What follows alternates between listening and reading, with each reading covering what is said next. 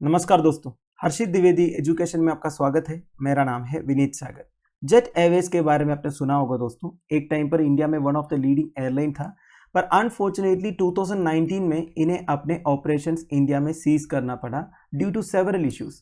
One of the major issue था दोस्तों, jet Airways ठीक से प्रॉफिट नहीं कमा पा रहे थे, जिस वजह से काफ़ी डेट्स आ गए थे कंपनी को। फाइनली कंपनी बैंक्रप्सी में चला जाता है और केस पहुंच जाता है नेशनल कंपनी लॉ ट्रिब्यूनल में। और national company law tribunal jet Airways की जो बैंक्रप्सी है, इसके बाद जो रिवाइवल प्लान है, वो सब मॉनिटर करते हैं। And finally UAE and UK based दो बिजनेसमैन सामने आते हैं जेट एयरवेज को खरीदने के लिए। उन्होंने अपने पैसों से जेट एयरवेज की जितना डेट्स था उन्हें चुकाया और फिर से अभी जेट एयरवेज टेक ऑफ होने वाला दोस्तों। इससे रिगार्डिंग काफ़ी सारे टेस्ट वगैरह रिसेंटली हो चुका है। तो आज इस वीडियो में हम कुछ इंपॉर्टेंट टर्म्स के बारे में डिस्कस करेंगे जो एविएशन से रिलेटेड है, जो आपके एग्जामिनेशन पर्सपेक्टिव में इंपॉर्टेंट है। एंड मैंने आपको बोला था NCLT national company law tribunal में केस पहुंच गया था, तो एनसीएलटी के बारे में भी देखेंगे जो आपके एग्जामिनेशन पॉइंट ऑफ व्यू में इंपॉर्टेंट है। एंड फाइनली इंडिया में ऐसे कई सारे एयरलाइंस थे दोस्तों जो अपने ऑपरेशंस बीच में सीज किया प्रॉफिट नहीं कमा पाने की वजह से। तो वो एयरलाइंस कौन कौन से थे वो भी डिस्कस करेंगे।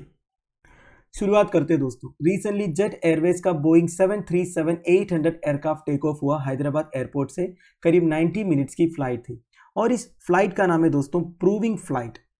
प्रूविंग फ्लाइट मतलब कोई भी एयरलाइंस का एयरक्राफ्ट अपने ऑपरेशंस शुरू करने से पहले ये प्रूव करना पड़ता है एयरक्राफ्ट एयरवर्थी है, मतलब एयरक्राफ्ट के जितने पैरामीटर्स है वो सब ठीक तरह से काम कर रहा है, एयरक्राफ्ट फ्लाई करने के लिए लायक है, ये सब प्रूव करने के लिए प्रूविंग फ्लाइट कंडक्ट करना पड़ता है। तो यही हुआ था हैदराबाद एयरपोर्ट में।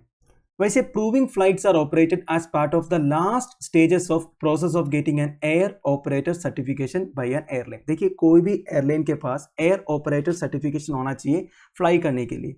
अब एयर ऑपरेटर सर्टिफिकेशन मिलने का one of the last stages बोल सकते हो आप प्रूविंग फ्लाइट।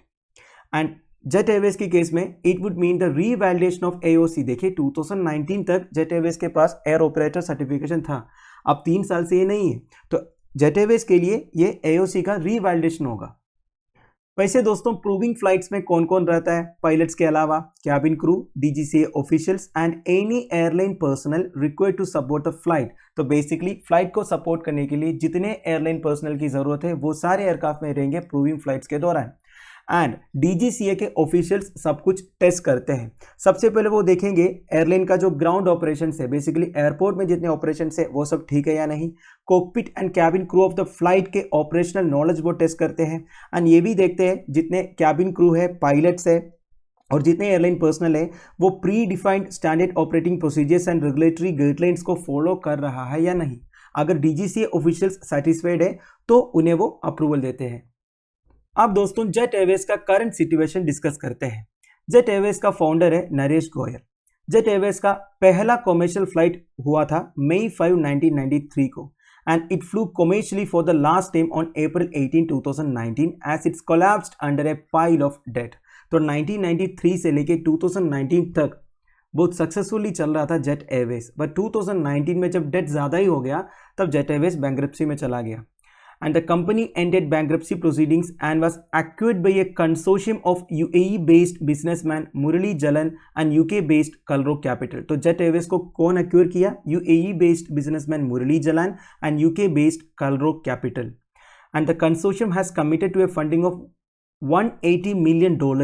देखिए टोटल $180 million पे किए इस कंसोर्शियम ने, जिसमें से $60 million उन्होंने यूज़ किया to repay the airlines existing dues. तो बेसिकली जेट एयरवेज का ऑलरेडी एक्सिस्टिंग ड्यूज था करीब $60 million, वो पूरा उन्होंने पे किया एंड बाकी पैसों से पूरा जेट एयरवेज को खरीद भी लिया। वैसे दोस्तों कंसोर्शियम को नेशनल कंपनी लॉ ट्रिब्यूनल ने 270 डेज का टाइम दिया था to fulfill the conditions required for implementation of the revival plan and this deadline was extended also। तो देखिए मैंने आपको बोला था जेट एयरवेज बैंक्रप्सी में चला गया था, तो इंडिया में जितने बैंक्रप्सी प्रोसीडिंग्स है वो मॉनिटर करते हैं नेशनल कंपनी लॉ ट्रिब्यूनल। तो इन्होंने 270 दिन का टाइम दिया था कंसोर्शियम को। कंसोर्शियम मतलब जो UK based Kalrock capital and UAE based businessman Murali Jalan. तो ये जो डेडलाइन है 270 डेज का, ये काफ़ी बार एक्सटेंड हुआ था, फाइनल जाके सब कुछ कंप्लीट हो चुका है। वैसे कंसोर्शियम ने टोटल $180 million इंजेक्ट किया है एज देयर इनिशियल इन्वेस्टमेंट, ये मैंने आपको कह दिया। तो दोस्तों ये थी कहानी जो मैंने कम शब्दों में आपको बता दिया। अब नेशनल कंपनी लॉ ट्रिब्यूनल के बारे में डिस्कस करते हैं। It is a quasi judicial body in India that adjudicates issues relating to Indian companies. सबसे पहले ट्रिब्यूनल का मतलब क्या होता है दोस्तों? देखिए, आप सबको पता है हमारे देश में supreme court, high court, district court, session court, इन सबके पास केस बर्डन बहुत है और अलग अलग एरिया से केसेस आते रहते हैं इन सारे कोर्ट्स के सामने और डिस्पोज होने में टाइम भी लगते हैं। तो अपना केस बर्डन कम करने के लिए कोर्ट्स क्या करते हैं? ट्रिब्यूनल एस्टैब्लिश करते हैं। अब ट्रिब्यूनल में क्या होगा? एक पर्टिकुलर एरिया से जितने केसेस होंगे वो देखेंगे। फॉर एग्जाम्पल, ये जो नेशनल कंपनी लॉ ट्रिब्यूनल है वो इंडियन कंपनी से रिलेटेड बैंक्रप्सी हो, सॉल्वेंसी हो, जो भी हो वो सब केसेस देखेंगे। अब इन सारे केसेस सीधा सीधा सबसे पहले ट्रिब्यूनल में जाते हैं। अगर गवर्नमेंट एम्प्लॉय से रिलेटेड कोई केसेस है, उनके जॉब से रिलेटेड, इनके प्रमोशन से रिलेटेड, डिसमिसल से रिलेटेड, वो सब एडमिनिस्ट्रेटिव ट्रिब्यूनल देखते हैं। तो देखिए इससे क्या होगा, सारे केसेस के लिए हाई कोर्ट या सुप्रीम कोर्ट के सामने लोग नहीं आएंगे। तो इस तरह इंडियन कंपनी से रिलेटेड केसेस देखने के लिए है national company Law Tribunal. The tribunal was established under the Companies Act 2013 and was constituted on 1 June 2016 by the Government of India and is based on the recommendation of V. Balakrishna Eradi Committee on Law relating to the insolvency and winding up of companies. तो दो तीन चीज़ें इधर important है दोस्तों। एक तो government of India ने national company law tribunal establish किया था अंडर कंपनीज एक्ट 2013 में ऑन 1 जून 2016। तो देखिए ज़्यादा साल नहीं हुआ नेशनल कंपनी लॉ ट्रिब्यूनल को एस्टैब्लिश किए हुए, and it was established on the basis of recommendation of the V Balakrishna Eradi committee. तो वी बालकृष्णा एराडी साहब का नाम भी आप ध्यान दीजिएगा। Now all proceedings under the companies act including proceedings relating to arbitration, compromise, arrangements, reconstructions and winding up of companies shall be disposed of by the National Company Law Tribunal। देखिए, company से related जितने cases हैं, मतलब companies act के अंदर जितने provisions हैं उससे रिलेटेड जितने केसेस हैं, चाहे वो आर्बिट्रेशन का हो, कंपनीज के बीच में कॉम्प्रोमाइज का हो, अरेंजमेंट्स का हो, कंपनी के रिकंस्ट्रक्शन के बारे में हो या कंपनीज को वाइंड अप करने के बारे में हो, ये सारे केसेस डिस्पोज किया जाता है नेशनल कंपनी लॉ ट्रिब्यूनल के द्वारा। And NCLT bench is chaired by a judicial member who is supposed to be retired or a serving high court judge।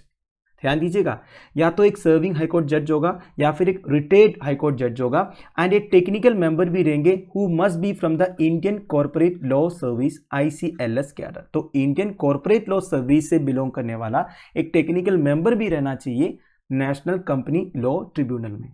Clear? अब देखिए, it is the adjudicating authority for the insolvency resolution process of companies and limited liability partnerships under the insolvency and bankruptcy code 2016। Insolvency and bankruptcy code 2016 के बारे में आपको पता होनी चाहिए। वैसे वीडियोस अवेलेबल है चैनल में, आप सर्च कर सकते हो हर्षित द्विवेदी नाम के साथ। Now insolvency and bankruptcy code 2016 से रिलेटेड जितने इंसॉल्वेंसी केसेस है, बैंक्रप्सी केसेस है, कंपनी के पार्टनर्स के बीच में लायबिलिटी रिलेटेड केसेस है, वो सब नेशनल कंपनी लॉ ट्रिब्यूनल देखते हैं। वैसे दोस्तों ये इंसॉल्वेंसी एंड बैंक्रप्सी का मतलब क्या हो गया? जैसे जेट एयरवेज का केस में हो दोस्तों, जब एक कंपनी प्रॉफिट नहीं कमा पाता है और ज़्यादा ही लोन उठाते हैं बैंकों से और वो वापस भर नहीं पाते हैं, फाइनली उनके पास एक ही ऑप्शन है, इंसॉल्वेंसी एंड बैंक्रप्सी। ये डिक्लेयर करने से फिर कोर्ट देखेंगे सब कुछ, इनके जितने एसेट्स है वो सब कोर्ट बेच देगा, जितने पैसे वो इन्वेस्टर्स को वापस दे देगा। अगर कोई कंपनी को खरीदना चाह रहा है वो भी प्रोसीडिंग्स कोर्ट ही देखेंगे। तो जेट एयरवेज के केस में नेशनल कंपनी लॉ ट्रिब्यूनल ने सब कुछ देखा। ठीक है, नाउ इस ट्रिब्यूनल का टोटल 16 बेंचेस है इंडिया में, 6 बेंचेस है न्यू दिल्ली में और 6 में से एक इनका प्रिंसिपल बेंच है, मतलब इनका जो मेन बेंच है वो न्यू दिल्ली में है। इसके अलावा और 5 बेंच है न्यू दिल्ली में ही, and 2 at Ahmedabad, 1 at Prayagraj, 1 at Bengaluru, 1 at Chandigarh, 2 at Chennai, 1 at Cuttack, 1 at Guwahati, 3 at Hyderabad, office 1 is at Amaravati, 1 at Jaipur, 1 at Kochi, 2 at Kolkata and 5 at Mumbai. तो देखिए पैन इंडिया में नेशनल कंपनी लॉ ट्रिब्यूनल के बेंचेस भी है, ध्यान दीजिएगा। Now list of airlines that have seized operations in India. देखिए India में पिछले कुछ डिकेड्स में ऐसे कई सारे एयरलाइंस रहे हैं जिन्होंने अपने ऑपरेशंस सक्सेसफुली कंडक्ट किया है, but over a period of time profit नहीं कमा पाने की वजह से उन्हें अपना ऑपरेशंस सीज करना पड़ा। कुछ एग्जाम्पल्स हैं, Paramount Airways, Vayudoot Airlines, Sahara Airlines, MDLR Airlines, Deccan Airways Limited, Darbhanga Aviation, Damania Airways, Gujarat Airways, Air Pegasus, Air Costa, Air Carnival, Jet Airways तो अच्छा है कि रिवाइव हो रहा है अब, फिर air Mantra, Kingfisher airlines and finally Indian airlines. इतने सारे एयरलाइंस अपने ऑपरेशंस सीज किया है इंडिया में। So why is the rate of failure of airlines is so high in India? India में इतने सारे एयरलाइंस कैसे फेल हुआ? एयरलाइन इंडस्ट्री बाहर से देखने में ग्लैमरस लगता है, स्टाइलिश लगता है, पर प्रॉफिट कमाने में ऐसा नहीं है। For every empty seat on a plane the airline takes a hit on its profitability और what is called the yield. अगर आपने डोमेस्टिक एयरलाइंस में ट्रैवल किए हो तो आपने नोटिस किया होगा कई सारे सीट्स जो है वो एम्प्टी रहते हैं।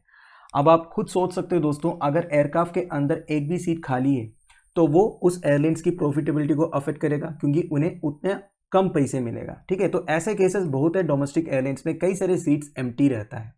दूसरा, the government heavily regulates the sector and with this comes the high cost of operations. Government का रेगुलेशन बहुत है दोस्तों एयरलाइन सेक्टर में। मैं आपको गवर्नमेंट का एक रूल के बारे में बताऊंगा जो 2016 तक था। उस रूल का नाम है 5/20, which meant an airline had to operate for 5 years in India and have 20 aircraft to be able to fly overseas। एक चीज आपको समझना होगा, एयरलाइन कंपनीज का सबसे ज्यादा प्रॉफिट आता है जब वो इंटरनेशनल फ्लाइट्स ऑपरेट करते हैं, मतलब इंडिया से बाहर। पर अगर कोई भी एयरलाइंस को इंटरनेशनल फ्लाइट्स ऑपरेट करना है तो कुछ क्राइटेरिया था गवर्नमेंट की तरफ से। वो ये था, सबसे पहले उनका डोमेस्टिक सर्क्यूट में ऑपरेशनल एक्सपीरियंस होनी चाहिए 5 साल का, और उस एयरलाइंस के पास 20 एयरक्राफ्ट कम से कम होनी चाहिए। ठीक नाउ, इस वजह से काफी सारे जो एयरलाइन कंपनी से वो इंटरनेशनल फ्लाइट्स कंडक्ट नहीं कर पा रहे थे। ये जो 5 साल का एक्सपीरियंस वाला क्राइटेरिया था ना, ये सबसे बड़ा प्रॉब्लम था, क्योंकि देखिए पहले 5 साल में उन्हें स्ट्रगल करना पड़ेगा, उन 5 साल में उन्हें बंद करना पड़ता है क्योंकि प्रॉफिट नहीं कमा पाने की वजह से, है कि नहीं। पर आप ही के लिए ये रूल चेंज किया दोस्तों, अभी ये 5 साल वाला क्राइटेरिया निकाल दिया है गवर्नमेंट ऑफ इंडिया ने।